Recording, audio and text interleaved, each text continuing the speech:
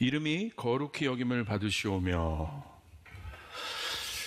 주님께서 이렇게 기도하라고 그랬어요. 주기도문이 왜 중요한지 말씀드렸습니다. 주님이 직접 우리에게 부탁하신 거예요.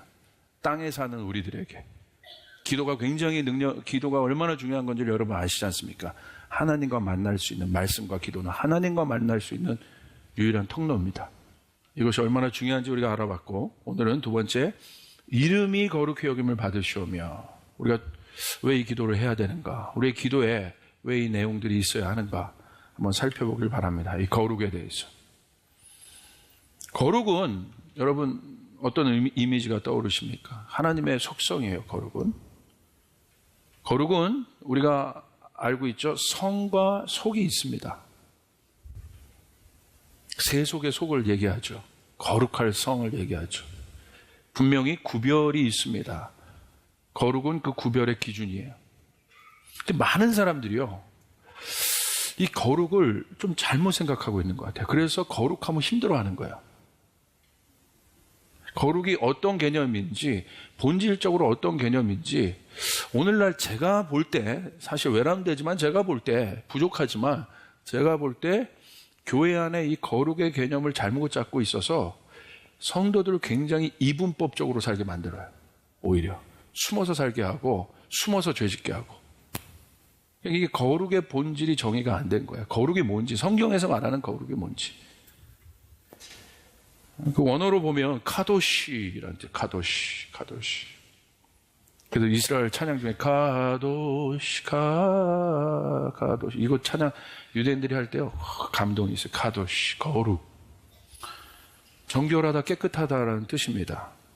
그런데 이 카도시가 단순히 정결하다, 깨끗하다의 어떤 상태, 지금 이 수건이 깨끗하다, 그래서 이게 카도시다, 보여지는 어떤 상태를 얘기하는 게 아니에요. 사실은 우리가 거룩하면 이렇게 보여지는 어떤 것들을 자꾸 생각하는데 그 개념이 아닌 것입니다.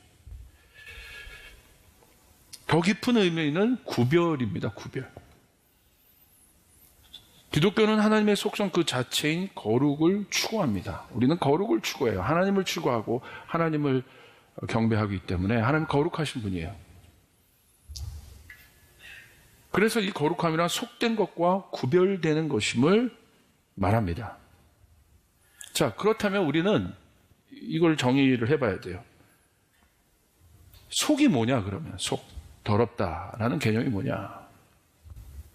성경은 성과 속이 구별이 모호해져 거룩함이 위협받게 되면 그것은 세속적이 된다. 자, 성과 속이 있어요, 이렇게. 그런데 그 구별이 모호해질 때를 속이라고 얘기하는 거예요. 단순히 뭔가가 더러워졌다는 것을 속으로 보는 것이 아니라 성과 속이 있는데 구별이 모호해진 상태, 혼합된 상태.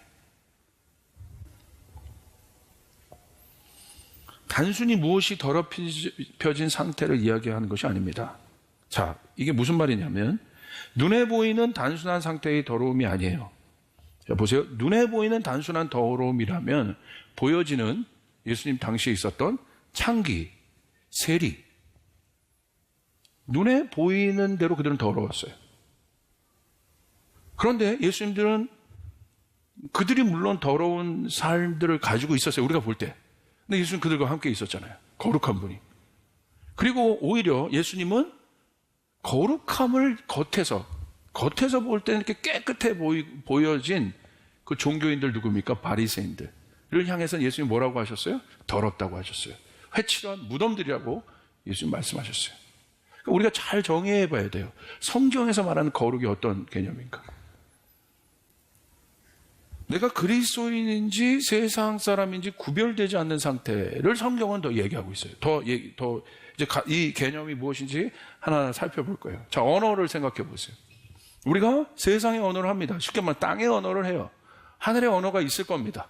근데 우리는 땅의 언어를 해요. 그런데 우리는 알잖아요. 그리스도인들은 어떤 언어를 써야 하는지. 그리고 세속적인 언어가 무엇인지 우리는 구별해요. 그러나 그것이 구별되지 않은 상태. 이거를 속이라고 얘기하는 거예요. 예수님 믿으면서 집에 가서 막 폭력적으로 얘기하고 파괴적으로 얘기하고 우리가 그럴 수 있는 사람들이잖아요. 충분히 그리스도인이면서 행동을 보십시오. 그리스도인이 가져야 될 행동들이 있습니다. 예의가 있어야 되고 양보해야 되고, 그런데 우리가 그렇지 못할 때가 더 많죠. 더 이기적이고 더 그럴 때가 많아요.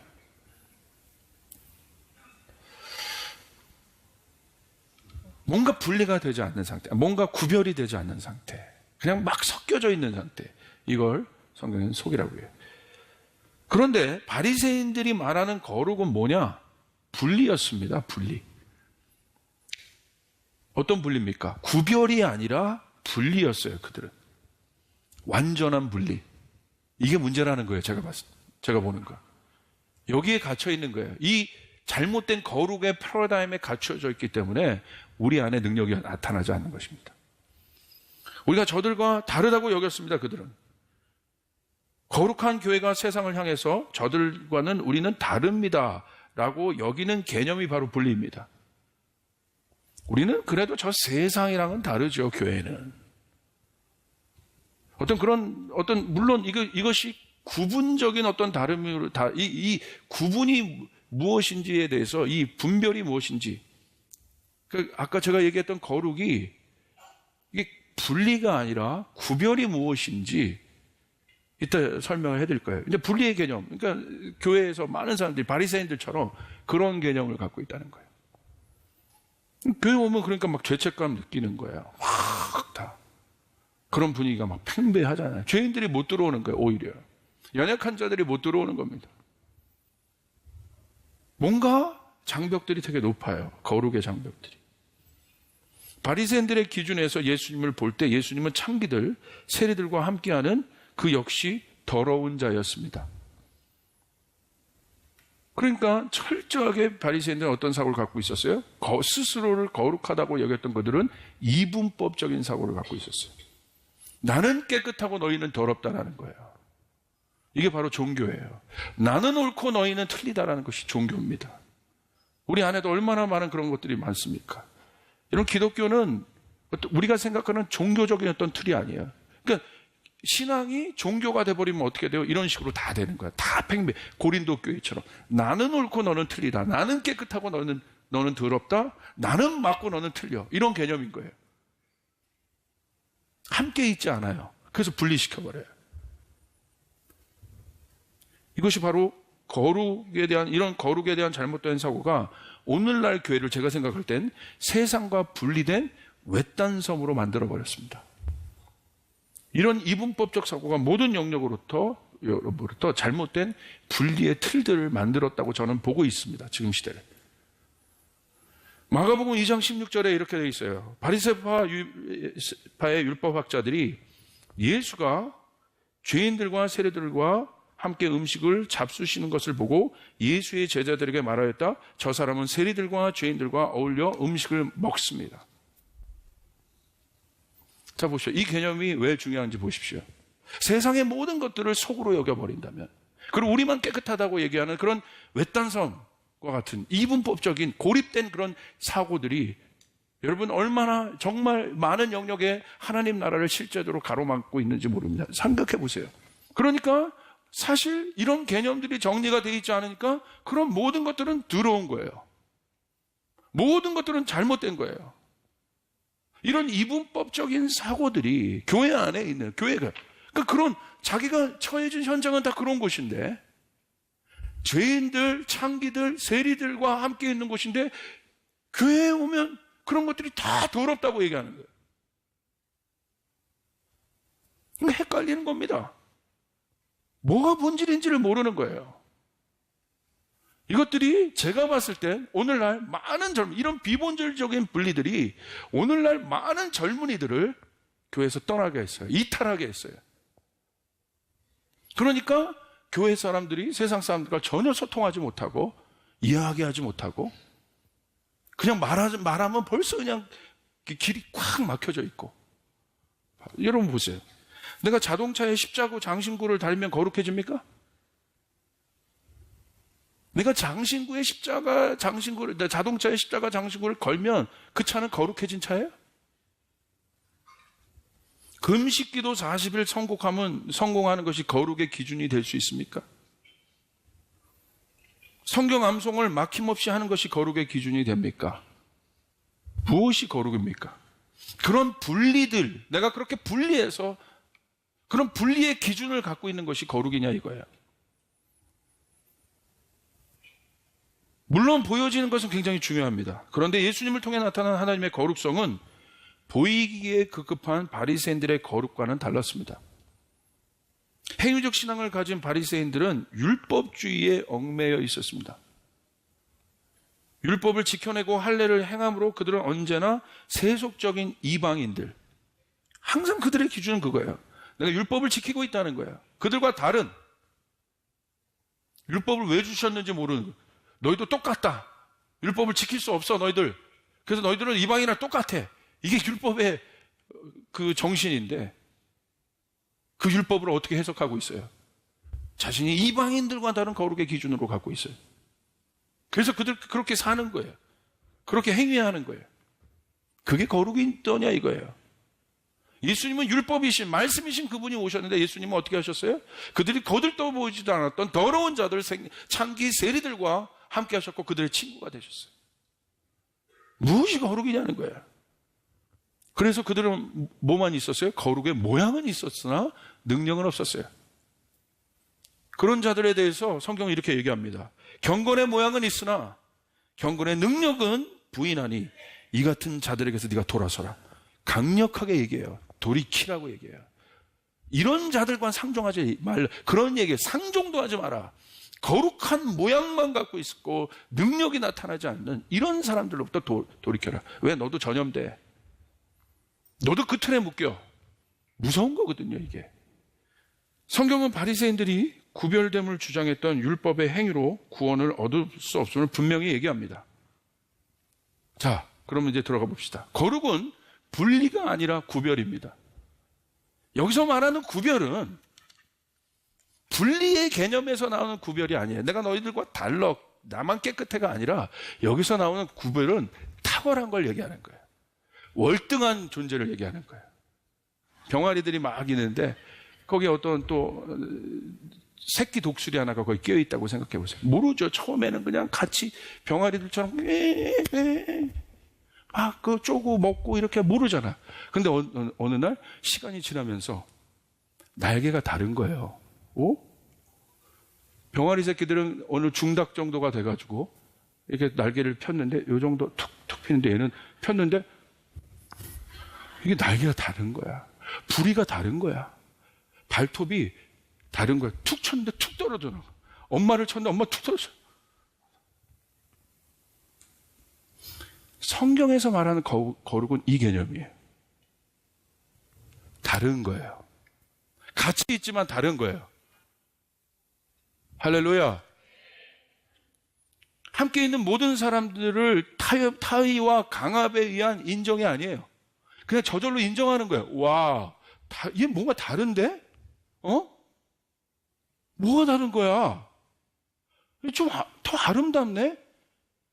병원도 안 갔다 왔는데 아름다워. 예수님 같이 계셨지만 다른 거예요. 와, 저분은 누구야? 처음에 우리들과 같이 섞여 있는 그러한 분인 줄 알았어. 저분도 같이 들어온. 그들이 더럽다고 생각할까요? 저분도 세리같이 여기고 저분도 뭐 참기처럼 저분도 더러워서 우리와 같이 할 거야. 아무도 그런 사람이 없었으니까. 율법에 의하면. 근데 저분은 같이 하는 거예요.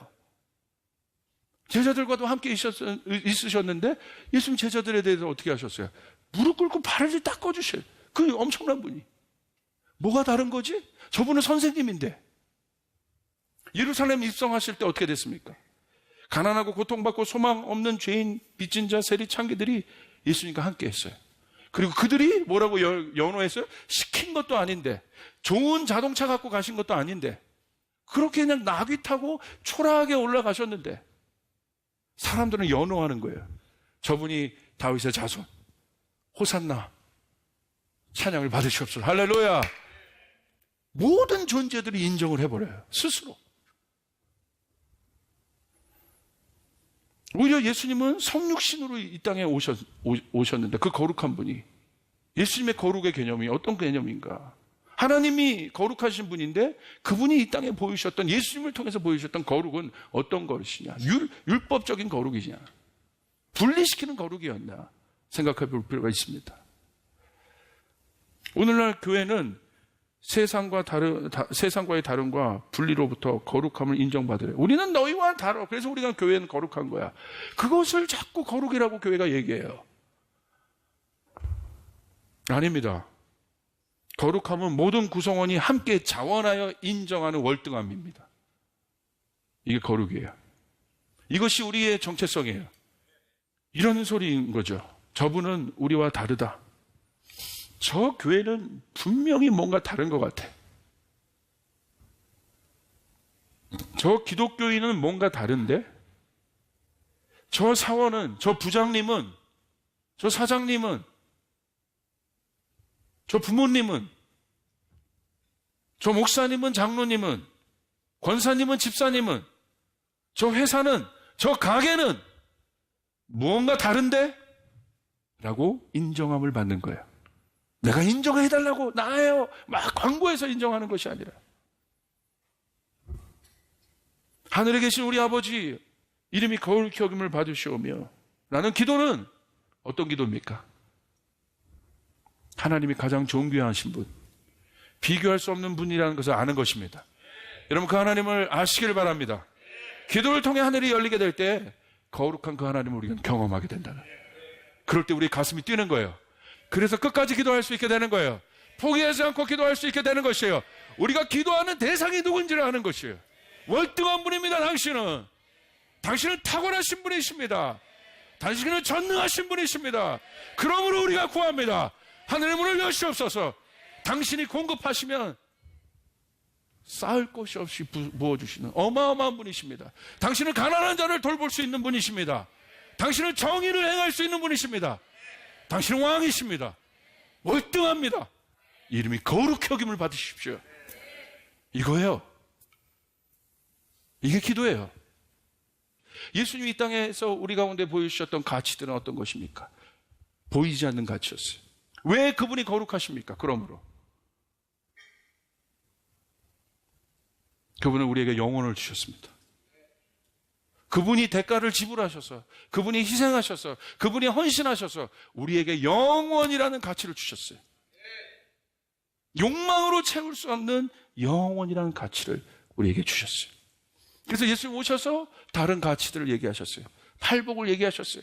이 땅에서 그 욕망의 틀로 가득한 이 세상에서, 거룩이란 단어를 모르고 있는 이 세상에서, 그러면서 스스로 자기 의에 그 틀에 빠져서 스스로 거룩하다고 여기는 이 세상 속에 예수님은 다른 가치를 얘기하셨어요. 그 틀을 이길 수 있는 법을 가르쳐 주셨어요.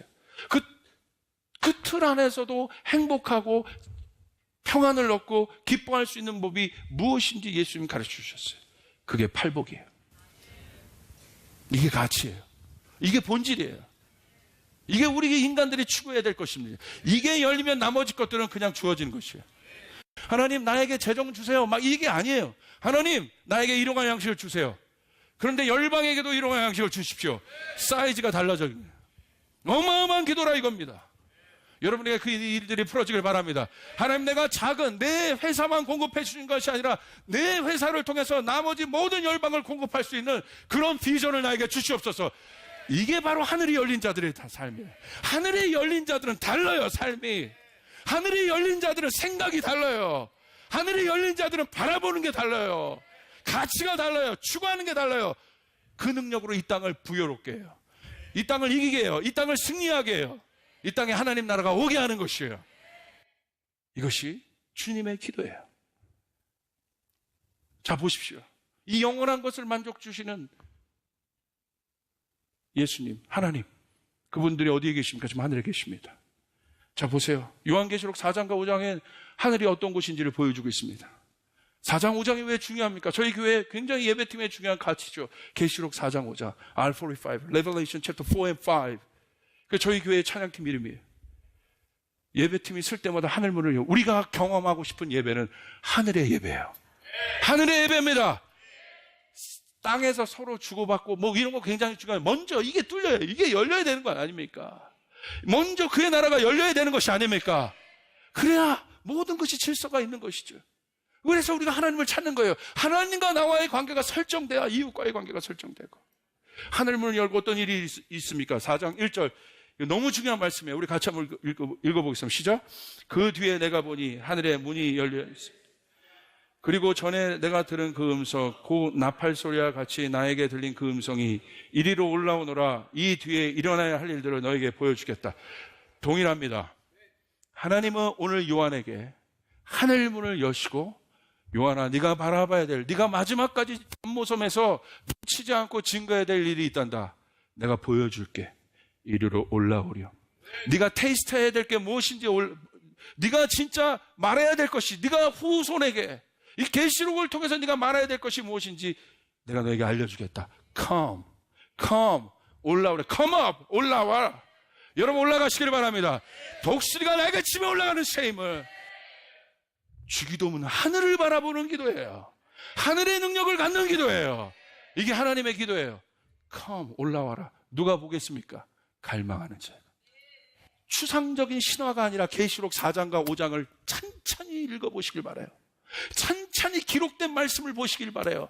4장과 5장에 있었던 하늘이 어떤 거, 우리가 지금 바라보고 있는 하늘이 어떻게 움직이고 있는가. 계시록 5장 12절 13절에 이렇게 했어요. 그 하늘에 누가 경배를 받고 있어요.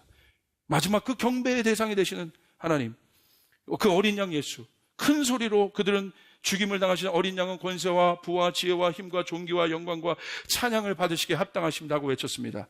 나는 또 하늘과 땅 위와 땅 아래와 바다에 있는 모든 피조물과 그들 가운데 있는 만물이 이런 말로 외치는 소리를 들었습니다. 보좌에 앉으신 분과 어린 양께서는 찬양과 존귀와 영광과 권능을 영원 무궁하도록 받으시옵소서. 할렐루야. 이게 경배예요. 이게 거룩을 아는 사람들이 보고 있는 곳이에요. 내가 구별되어서 내가 너희와 다르니까 거룩이야 라는 개념이 아니에요. 그 틀에 갇혀져 있는 거룩의 개념이 아니라, 거룩하신 분은 하나님밖에 없으세요. 우리가 그분을 아는 것이에요. 그분이 어떤 분이신지. 내가 거룩한 자가 아니라 이거예요. 하나님이 거룩하신 것이에요. 하나님이 거룩하니까 나도 거룩한 것이에요. 그분을 알 때, 그분이 어떤 분이신지 알 때, 그때 우리의 심장은 뜁니다. 왜 어린 양이 이 경배를 받으실까요?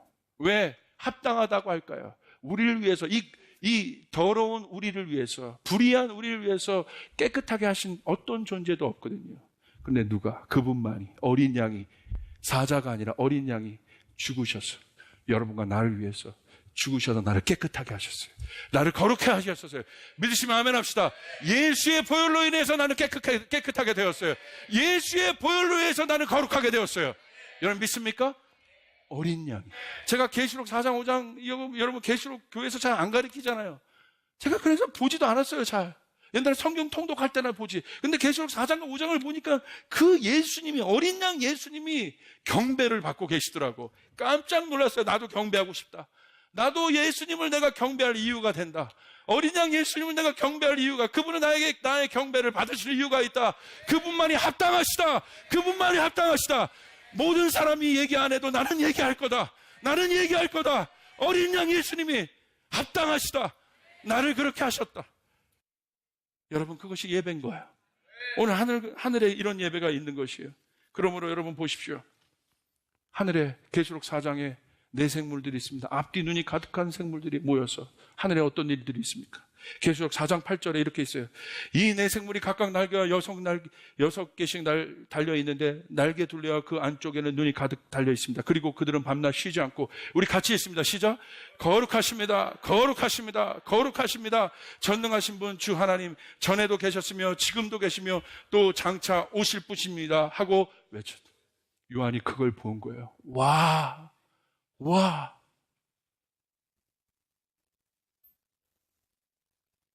오늘 하늘의 존재들이, 하늘의 천사들이, 그 네 생물을 가진 자, 네 생물들, 앞뒤 눈이 가득한 자들이 한순간도 그 눈을 딴 데 초점 맞추지 않고 태초부터, 하나님이 만드신부터 지금까지, 지금도 위에서 계시록 4장에 소개되고 있는 거예요. 그분이 누군지, 그분들이, 그 모든 하늘의 존재들이, 천사, 셀 수 없는 천사들이 하나님을 향해 거룩하다.